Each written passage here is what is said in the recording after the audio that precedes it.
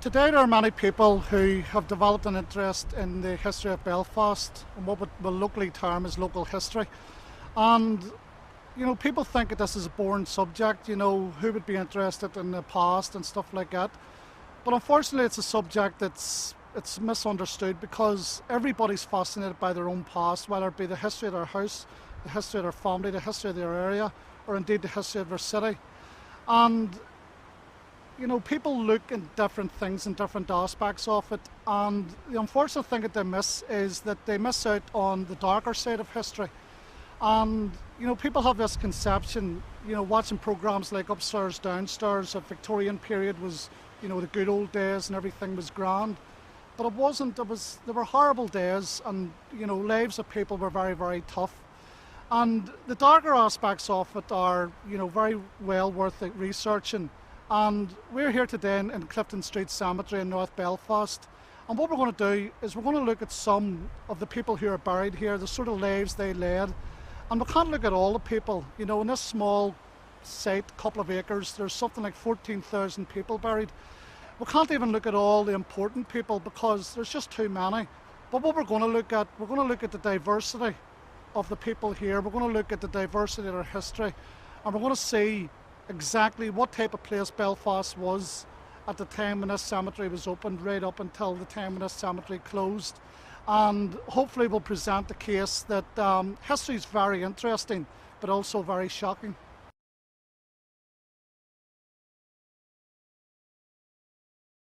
The burying ground was opened by the old Belfast Poor House, which is directly behind me and is today's Clifton House. Now the Poor House itself was established in 1774.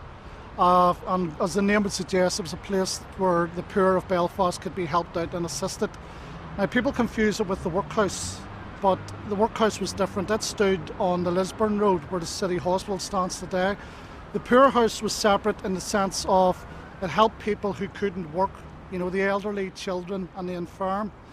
Now the poor house needed to raise their own money, and in the 1790s one of the schemes that they decided to come off with was the burying ground, which is today situated at Clifton Street.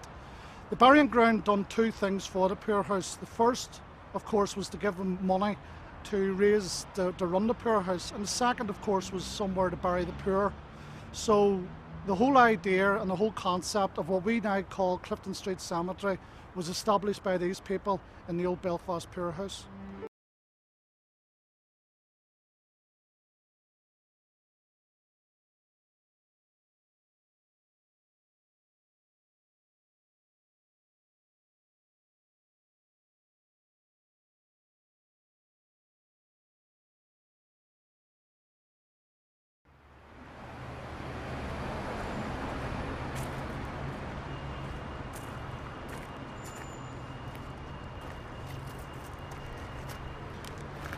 Clifton Street Cemetery, as I'd mentioned earlier, was opened by the old Belfast Poor House, and it was around about 1795, 1796 that it was opened. And when people hear the name of the cemetery today, they automatically assume, oh, that's the place where Joy McCracken's buried. In a way it's true, because his original burying place was in High Street, in the old churchyard in High Street, and he is indeed the most famous person buried here. But whenever we look at the history, we'll have to question why. And the reason for it is because of the type of person that he was. Joy McCracken, very prominent United Irishman, and his family were a very prominent Presbyterian family in Belfast at the time. The two people buried in his grave, Joy and his sister Marianne, and these people dedicated everything to helping others. We'll have to look at them and think, but if they came from a wealthy family, why did they bother? And that is a question we'll have to ask, and that's why they're admired. The United Irishmen were a radical movement who wanted to change politics in the whole of Ireland. And they were divided because there were people who wanted to fight a war, there were people who wanted to fight what's in the modern term guerrilla warfare, and there were those within it who wanted to take a more political stance, and things weren't looking too good for the United Irishmen. Now, whenever it came to 1788, they decided that they would have a rebellion, a battle against the British Empire. And Joy McCracken took part in this battle. And he went and fought at the Battle of Antrim. and needless to say they lost. But without getting into the details, it's what happened to Henry Joy after that that makes him quite a remarkable character. First of all, he was captured. There was a plan put together for him and a few others to escape to America, and a plan was put together mainly by his sister to get him to the United States, and it didn't fall through because they were captured by British troops. But the British troops offered to let him go because of his family and because of who he was. They said, look, we'll let you escape. Henry Joy McCracken said no, unless they were going to let the others that were with him go as well. And that's the main thing that makes him remarkable, because this man was facing execution, and here was these troops offering for him to escape, and he declined. And needless to say, it was a massive, brave act. Now, another thing happened where he was held at he was held in an artillery barracks and taken for trial at the old Exchange building. The old Exchange building, for anybody travelling the city, is it's at the bottom of Lower North Street and Donegal Street. And in there, his trial took place, and the British commander went to his father and said, look, if he tells us the names of the people who organised this rebellion, we'll let him off, we'll let him scot-free. McCracken's father says that his son wouldn't do such a dishonourable thing, but he will put the terms to him anyhow. So the father went to him and says, son, if you tell the British exactly who was behind this rebellion, they're going to let you go. If not, goodbye. To which Henry Joy's simple words were, farewell, father. After that, he refused to turn informer, and he was taken from the exchange rooms to the corner of Corn Market and High Street, where the old market house stood. And there the scaffold was erected, and Henry Joy McCracken and two others were executed. Now, once again, because of his family background, they didn't cut his head off. What they usually done was cut their heads off and stuck them in spikes at the top of the market house. Henry Joy McCracken didn't get that.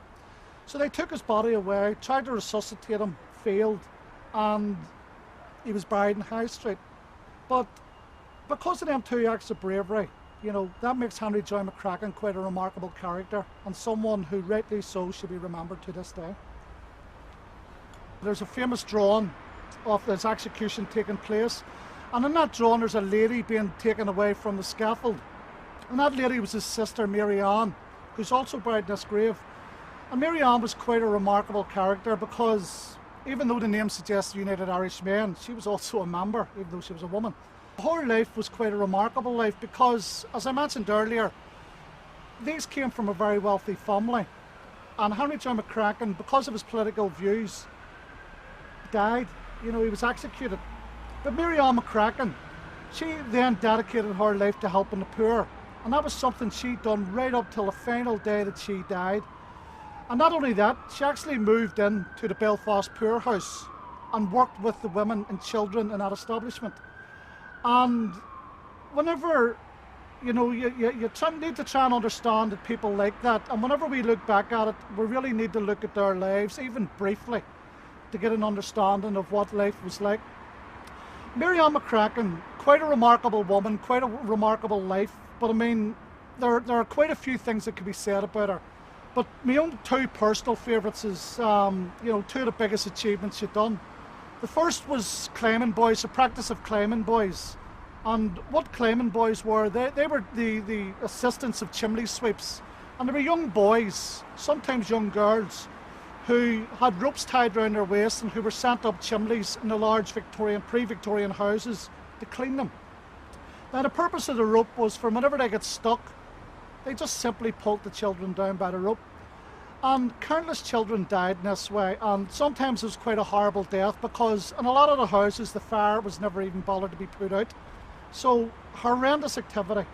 Marianne McCracken stopped that. And she stopped it in Ireland first, moving from Belfast outwards, and got the whole practice abolished.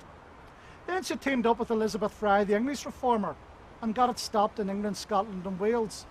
So whenever we think about, how many children were dying, and Marianne's remarkable long life, how many children did Marianne save?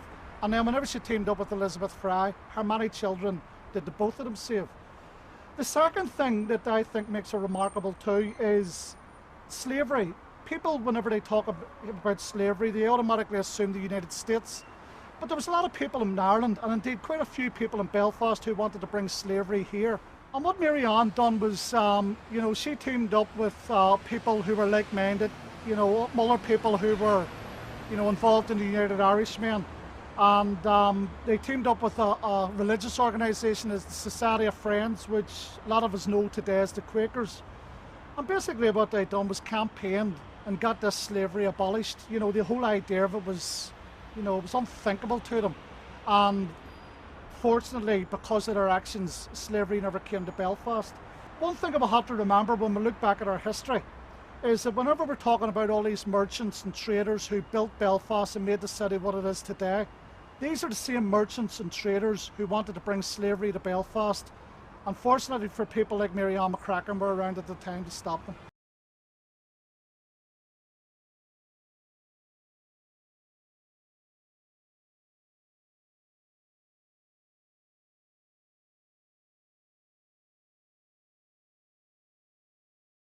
Staying on the theme of United Irishmen, one of the graves that we really do need to visit is this man's here, William Drennan. We've seen the headstone, born 1754, died 1820. Now there's two things remarkable about him. The first thing I have to point out is that there's a poem on the headstone, and in that poem we have the line, "The Emerald Isle may grant a wider claim and link the patriot with his country's name." Now most people are well aware that Ireland's referred to throughout the world as the Emerald Isle. But what not too many people are aware of is that the very first time that was ever used was in fact on this headstone. This was a poem that Drennan himself done for his own headstone. And that was the first time the words "the Emerald Isle" was ever used to refer to Ireland. The other thing too about this man is that, I've no need to explain about the ins and outs of Irish history and about the modern consequences that we live with today. And what we have today is we have two sections of people in the north of the country. Half want to remain British, half want to be Irish. We have the Unionist loyalists, we have the Nationalist Republicans.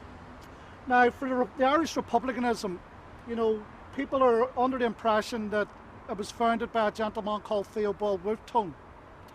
And the bottom line is, no, it wasn't. Wolfe was very, very instrumental in establishing the Society of United Irishmen. Yes, that's true.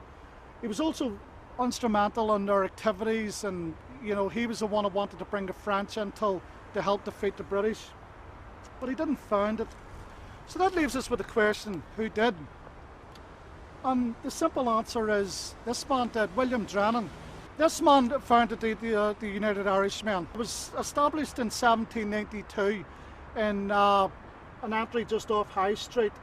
And, there's lots of people who look back at the history of them and try and claim them to be something that they're not. There's people who, the revisionists of Irish history, who look and say that they didn't really want a united Ireland. The bottom line is it's nonsense, because in the Constitution of the United Irishmen it clearly states to break the link with England. And, I can't really think it can be made much clearer than that.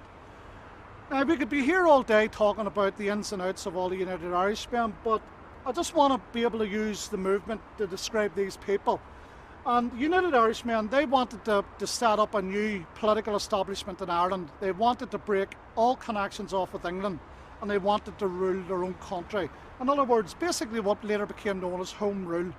They also wanted to establish an Irish Republic. In other words, they didn't want to be connected to any royal family. And this wasn't based on any philosophy that they'd thought up.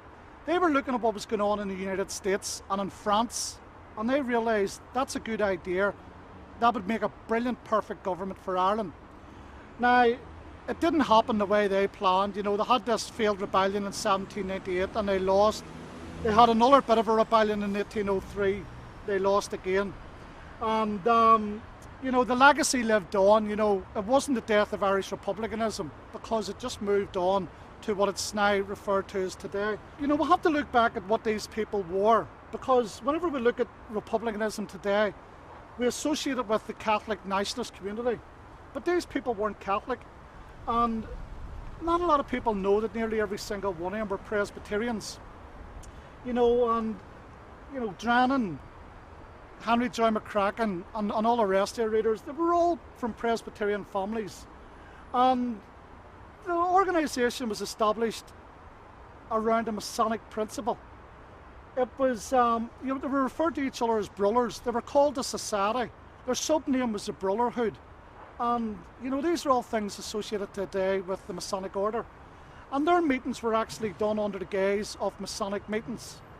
And for the evidence of this, all we'll have to do is look at all these leaders and all these people. And every single one of them were all members of the local Masonic orders. If anybody walking around Belfast, if we go to the Masonic headquarters in Rosemary Street, there's a big plaque on the wall. And it's dedicated to their brother, Henry Joy McCracken. That's just a small part of the modern link to this past. And, so there's a lot of things that I'm trying to point out that, don't be looking back at these people and thinking that they're people that they're not, because they're actually quite remarkable and they're quite different to what we perceive them to be today. And, one of the nice things to think about Drennan, whenever he was buried, he had 6 people carrying his coffin. 3 of them were Catholic and 3 of them were Protestant. And I think that's a nice touch.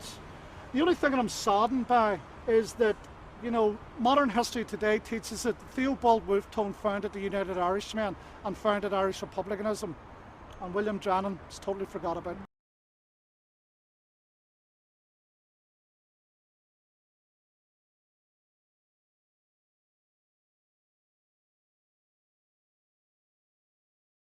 We're going to look at this grave. It's not really we're going to look at the person buried in it. We're actually going to literally look at the grave. And whenever anybody visits any old graveyards, particularly pre-Victorian graveyards, or even sometimes the Victorian graveyards, and you see all the tombs and the vaults and the slabs on the ground, and of course graves like this, you have to ask yourself why. Why did they go to this great expense to build these? Because this here's solid granite, and let's just say the price to buy this thing would be the price to buy a street in those days. And we'll have to look and think, why did they do this? And the reason is actually quite simple. It was to make sure that the body stayed in the grave. Because these were the days of the body snatchers, of the resurrectionists. Sack them up, call them what you want. And what they were people who come into graveyards at the dead of night, dug up bodies, stole it, and sold it. Now, it's a very evil, girlish trade, and we'll have to look at why they were doing it. And the reason's simple. The doctors at the time needed bodies. They needed dead human bodies to carry out experiments on, to find out how the human body worked and how to teach anatomy. Now, in Belfast there was no real great demand, for dead human bodies. But there was in other places. Dublin had a great demand. London had a massive demand. But the place that had the biggest demand and paid the highest prices was Edinburgh, because that's where a lot of the schools of anatomy were established. And whenever we look over at that side of their history, 2 of the most famous body snatchers, or what's known as body snatchers, were the 2 Irishmen, Burke and Hare. And, they weren't grave robbers, so they can't really be referred to as body snatchers. And what they'd done is they cut out all the hard work. They just got poor people, got them drunk on whiskey, murdered them, and then sold the bodies to doctors. So really they didn't come into graveyards at the dead of night and dig up bodies. Now, the doctors, in Edinburgh, because of the demand from all the different schools, they did pay the high price. And it worked out from Belfast, you were getting more money to ship the body to Edinburgh than it did to bring it down to Dublin. And the way this was done was quite simple. They put it in a barrel and shipped it off as brine or bacon or something.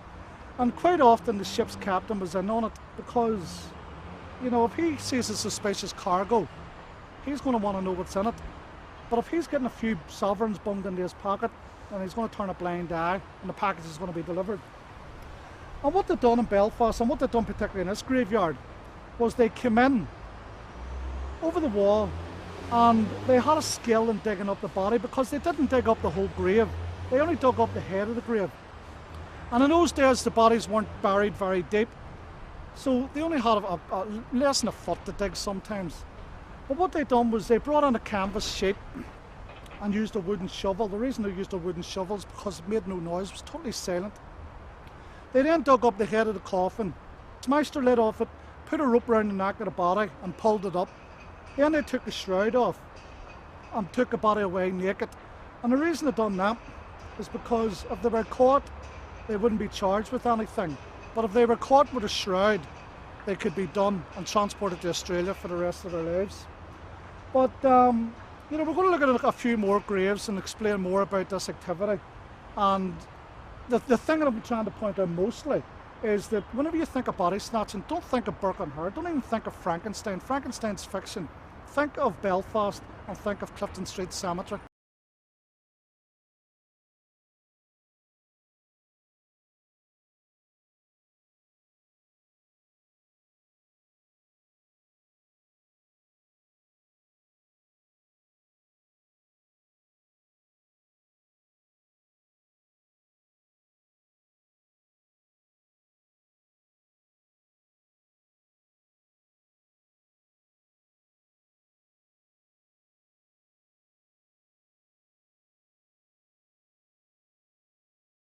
Now, because of the fear that the body snatchers put into people, there was all sorts of schemes done to stop them. And, we have all these tombs like this, slabs and graves and, walls built around graves. The graves filled in with stones and slabs instead of filled in with soil. And there's quite a few incidents of body snatching actually occurring in Clifton Street Cemetery. And there's several cases, but there are several cases where they get caught. So how many did they get away with? That's the real question we'll have to ask. And whenever we come into this graveyard, how many of these graves are actually empty? As you would expect, the body snatchers, there was a massive fear put on people of them. Because people in those days believed that if your body was not intact, and if your body was not buried in consecrated ground, you went to hell. And that was a real strong belief that they had. And needless to say, all sorts of measures were taken to stop them. At Clifton Street, they had what was known as a coffin guard. A coffin guard was this cage that was put around a coffin. But it didn't work because they didn't need to get the whole coffin out of the ground. They just needed to get a small part of it open. Then they'd done a scheme that was quite unique.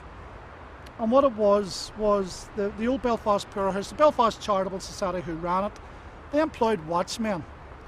And the watchmen, what they'd done was come in, armed with muskets, and patrolled the graveyard at night. Now the body snatchers found out about this, and needless to say they didn't come anywhere near the graveyard because there was armed men in it. But the guards against the body snatchers, they were bored. They were standing about, walking about a deserted graveyard in the middle of the night, armed to the teeth, bored. So what they had to do was, they had to pass the time. So here you have two men, one armed with a revolver, another armed with a musket, bored. So what are they going to do? They're going to take pot shots. They're going to get old bottles and put them on the headstones and have shots at them. And that's exactly what they've done. Now, unknown to the armed guards, one of the pot shots that they took ricocheted off a headstone. And it went through one of the windows of the soldiers' sleeping quarters, which was in the Belfast Infantry Barracks, which was directly next door to the cemetery. They did not realise it went through the window. The soldiers thought they were under attack. Remember, this period was just after the United Areas was in rebellion. Soldiers came in, but they came in great force. And let's just say that what happened after that, the guards were never employed again. But what we're going to do is we'll just look at a few more of the graves, and stay on the subject. And what I'm trying to point out is that the next time you visit an old graveyard such as this, and when you see the tombs, the vaults, the slabs, just remember what they were for.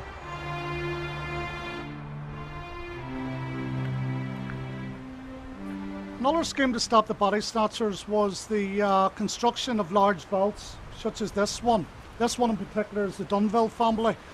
If anybody's heard of Dunville Whiskey, or for more modern terms, Dunville Park on the Falls Road, you can see by looking at it, it's quite an expensive structure. And, this thing must have cost thousands, To get this done today, it would cost £20,000–30,000, no doubt.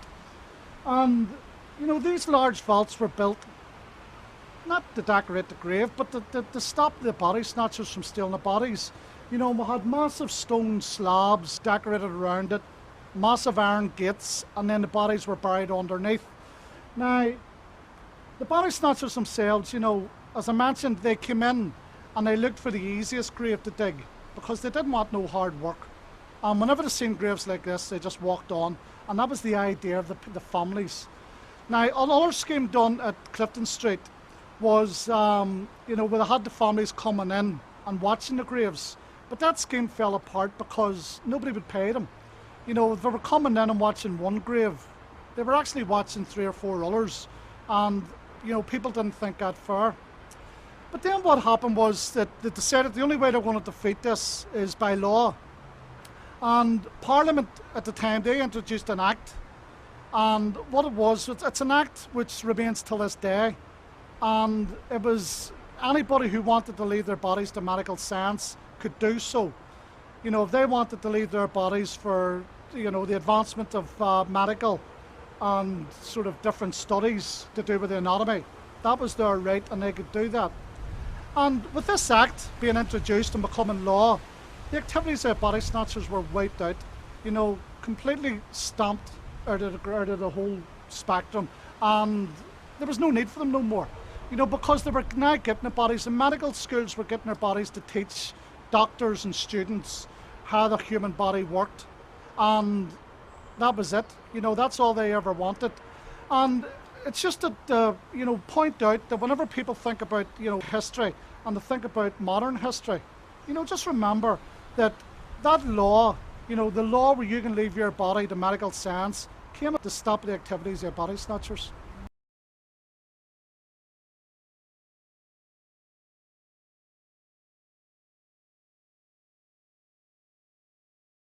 Now, whenever we come to a graveyard such as Clifton Street, there's people would come in visiting and they would look at a ground like this that there's no headstones on it, and they would think, understandably think, why did they never use this? Why did they never use this part, and why is there no burials here?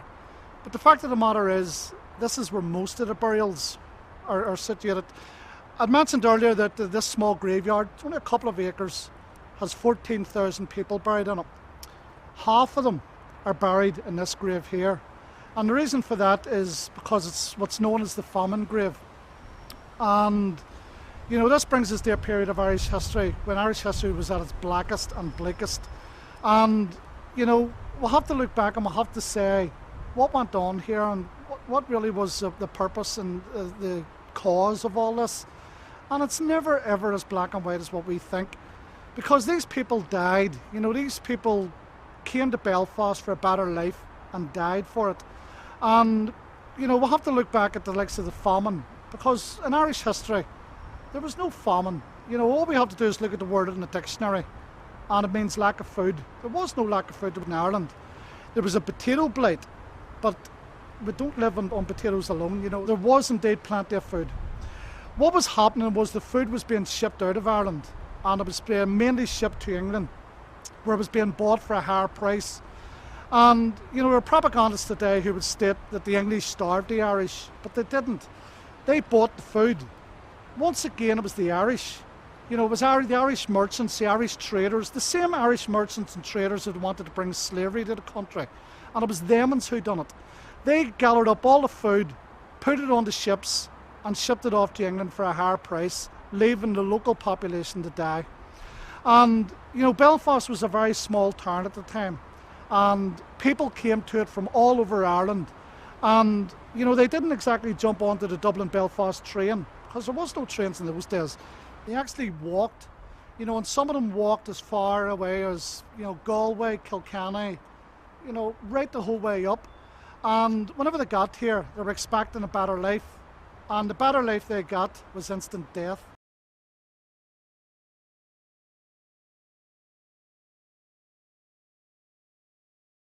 This is a memorial that was put on the sort of famine grave a few years ago. And it's only a simple memorial, it's a large rock with a simple inscription on it. And, I think it is very fitting because, they were simple people, and it's just nice that they're remembered in some way. And, when we look back at the deaths these people had, it was horrendous. in the whole period, of the Irish history, it was known as the famine period, the mid-1840s. Very few in this part of the island starved to death, but they did. In Belfast there are quite a few cases of people actually starving to death. And one of the most tragic ones for me is one of the ones recorded in here, where a young child named Mary Sweeney, she died, starved to death in her mother's arms at Mays Bridge. And whenever you look at that entry in the registry books, it really is tragic, and it does say an awful lot about this period that we know as the good old days. But when these people came to Belfast expecting homes, expecting work, expecting food, and they got nothing, they were crammed in to slum areas. The slum areas being, the area around St Anne's Cathedral, the Pound Loney, the New Lodge, York Street, Garmoyle Street, Corporation Street. And they were crammed into the tiny houses. There was up to any occasion, if you went into one of their houses, there was up to 20, sometimes 30 people living. Not all related, just people just in sharing the houses. And what the people cramming them in there were the greedy landlords, the landlords who were just there to make fast money. Now, the houses in those days, they didn't have running water, they didn't have sewerage, and there wasn't the medical expertise of what there is today. And whenever they were crammed in and they went for water, the water was often a pump, which was beside a water closet, or to use a modern term, a toilet, and it was usually in the middle of the third street.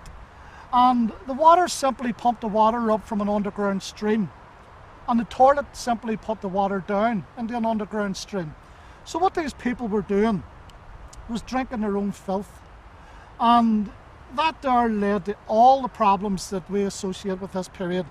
And the diseases that were catching were horrendous. If one person in a house caught it, they all caught it. If the house caught it, the whole street caught it. If the whole street caught it, the whole area caught it. And the diseases I'm talking about is things like dysentery and cholera.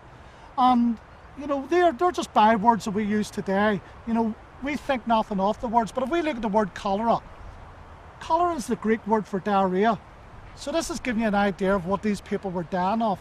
And, not being able to hold water in their body. And, it's wrong to say that the more water they drank, the worse it got, because they were dying anyway. But I mean, your body is leaking water out everywhere, through the various openings, through sweat glands, through the eyes, the mouth, the nose, everywhere. When you took water, your body was rejecting it.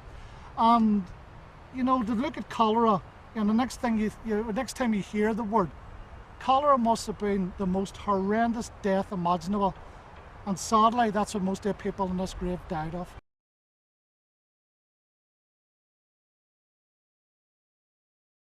One of the things when we go to the old graveyards that we never think of, and looking at the stuff we were talking about a few moments, is humour.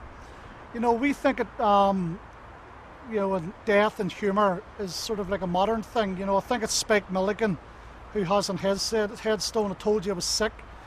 If you go to Milltown Cemetery in Belfast, you see all the various headstones with, I'd rather be watching Celtic, or I'd rather be fishing. So we think that these are modern. But this headstone here, the Professor James Young, is quite remarkable, because it states on it, "Young moulders here."